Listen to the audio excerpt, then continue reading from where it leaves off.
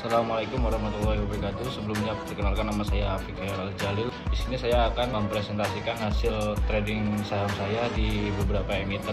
Yang pertama ada CBRE atau PT Cakrabuana Research Energy. Perusahaan ini bergerak di bidang pelayaran dan logistik laut domestik yang menyediakan jasa angkutan barang umum termasuk tambang dan alat berat. Lalu selanjutnya, mengapa saya membeli saham ini? Karena yang pertama itu dilihat dari laporan keuangannya. CBRE menunjukkan pertumbuhan pendapatan yang kuat, yaitu naik sekitar 44% meskipun laba bersihnya menurun karena beban keuangan. Dilihat dari segi fundamentalnya, yang pertama itu ada salah satu influencer atau founder Stockwise, yaitu Andri Hakim. Dia kini menjadi pemegang saham di atas 5% di Cakrabuana Research setelah mengakumulasi 226 juta saham.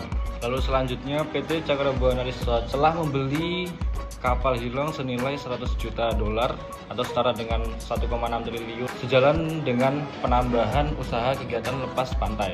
Dan alasan selanjutnya yaitu mengumumkan langkah strategis untuk memperkuat posisi di pasar modal dengan menargetkan potensi masuk ke dalam indeks MSCI. Lalu dari segi teknikalnya, di sini kita bisa lihat di time frame 45M. Di sini di tanggal 14 Oktober, garis biru ini atau MACD ini sudah menembus garis merah yang artinya cocok untuk kita beli atau entry.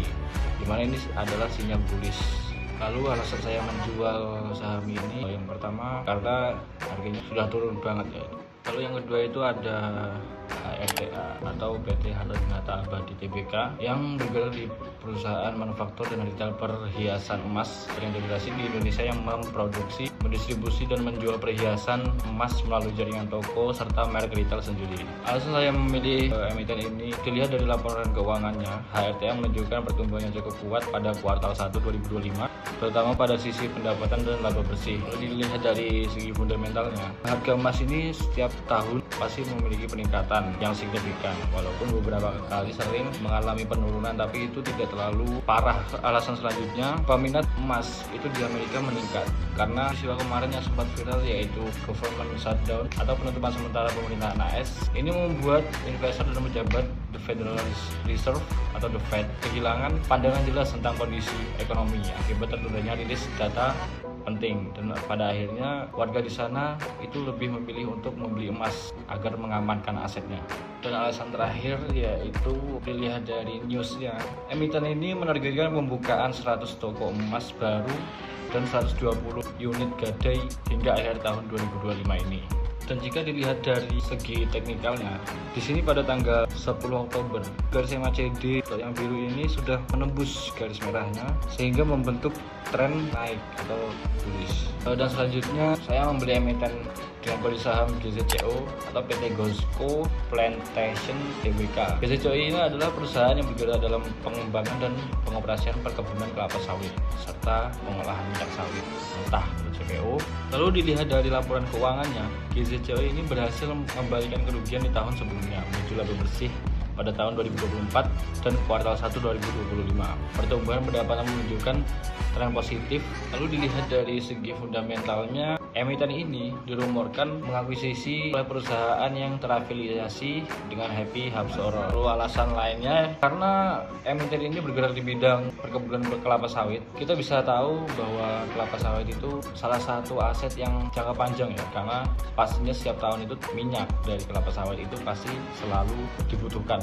Nah, dilihat dari segi teknikalnya, kita bisa lihat di sini di tanggal 16 Oktober 2025. Di sini garis MACD ini sudah menembus garis merah ini, menunjukkan sinyal entry atau bullish. Nah, alasan saya menjual emiten ini, pertama itu karena sudah jatuh tempo, yaitu hari terakhir transaksi. Dan emiten yang terakhir itu ada WIFI atau PT Solusi Energi Digital Tbk, adalah perusahaan Indonesia yang bergerak di 3 pilar utama, yaitu infrastruktur, konektivitas atau fiber dan data center, periklanan digital atau media, dan ekosistem layanan digital harian untuk mendukung transformasi digital informasi. Nah, dilihat dari laporan keuangannya, pertumbuhan pendapatan dan laba sangat kuat, menunjukkan momentum bisnis yang positif. Dilihat dari segi fundamentalnya, emiten ini memenangkan lelang pita frekuensi dengan nilai penawaran 403 miliar. Frekuensi ini dialokasikan untuk layanan internet murah di seluruh Indonesia. Dilihat dari background perusahaan ini, di mana perusahaan ini bergerak di bidang digital, kita bisa melihat bahwa semakin perkembangannya zaman, media digital itu semakin pesat. Jika dilihat dari segi teknikalnya, di tanggal 16 ini saya melihat bahwa chart ini sudah menyentuh garis resistennya ya. Dan saya pikir itu ini akan memantul ke atas. Alasan yang pertama mengapa saya menjual emiten ini yaitu karena saya sudah mendapatkan profit beberapa persen. Dan alasan yang kedua itu karena sudah jatuh tempo hari terakhir transaksi ya. Nah, di sini kita dapat menyimpulkan dari keempat emiten ini, profit saya itu masih minus atau PNL saya masih minus. Walaupun hanya satu emiten saja yang dapat membuahkan hasil, yaitu emiten WIFI, tapi apabila diakumulasi itu masih minus.